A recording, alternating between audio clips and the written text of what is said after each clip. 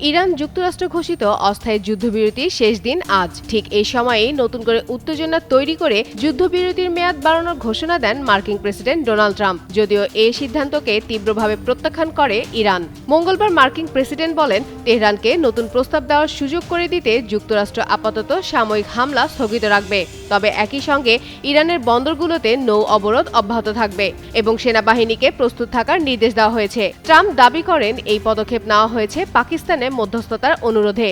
অন্যদিকে ইরানের পার্লামেন্ট স্পিকারের উপদেষ্টা মাহদি মোহাম্মদী এই ঘোষণাকে অর্থহীন বলে উল্লেখ করেছেন। তার মতে, অবরোধ চালিয়ে যাওয়া আসলে যুদ্ধেরই অংশ এবং এটি আকস্মিক হামলার প্রস্তুতি হতে পারে। তিনি সতর্ক করেন, ইরান প্রয়োজন হলে সাময়িক জবাব দেবে। এদিকে কোনো নির্দিষ্ট সময়সীমা উল্লেখ না থাকায় যুদ্ধবিরতির এই বর্ধিত মেয়াদ অনির্দিষ্ট বলেই মনে করা হচ্ছে।